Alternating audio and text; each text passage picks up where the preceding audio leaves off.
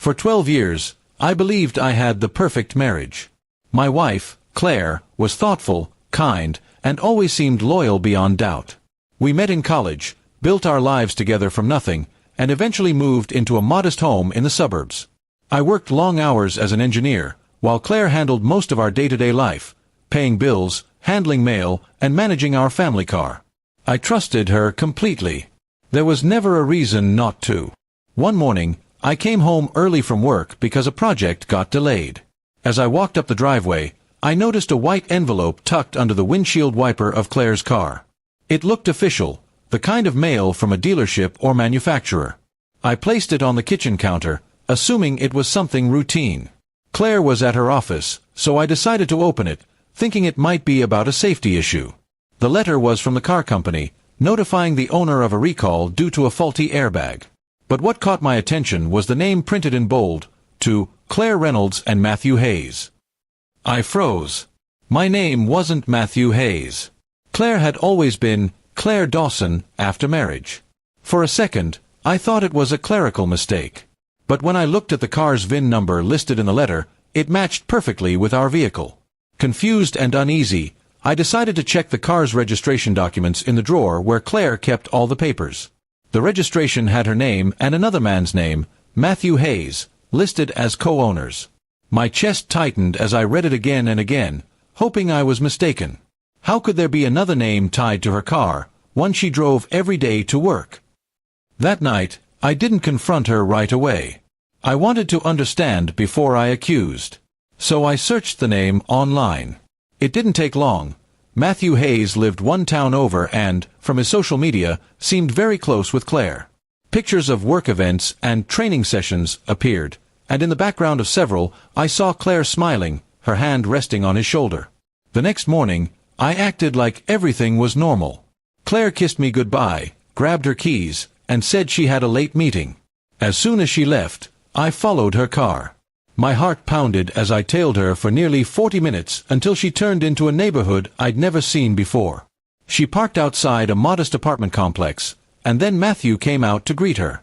He hugged her tightly before they both went inside. I sat in my car, gripping the steering wheel until my knuckles turned white.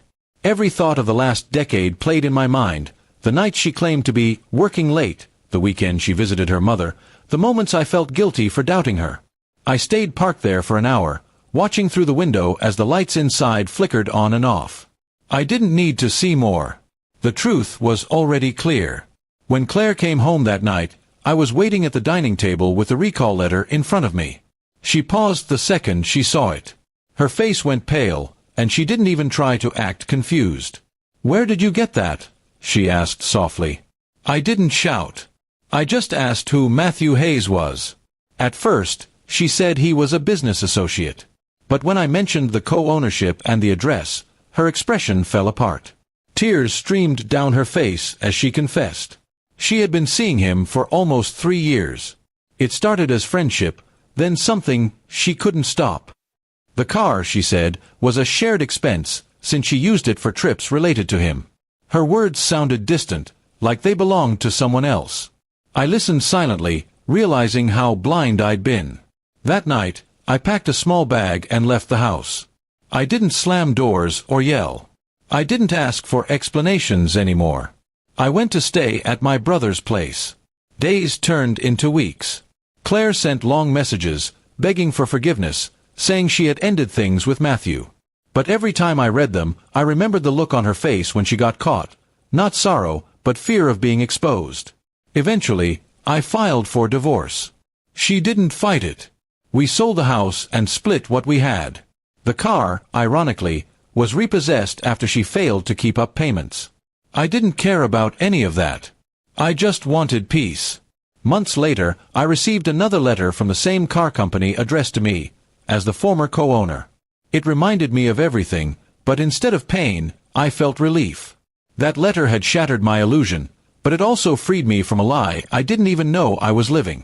I sometimes think about how strange it was, that a simple car recall exposed what years of trust had hidden. Love can make us blind, but truth finds its way through the smallest cracks. Now, I live quietly, wiser than before. Trust is something I still believe in, But next time, I'll make sure it's earned, not assumed.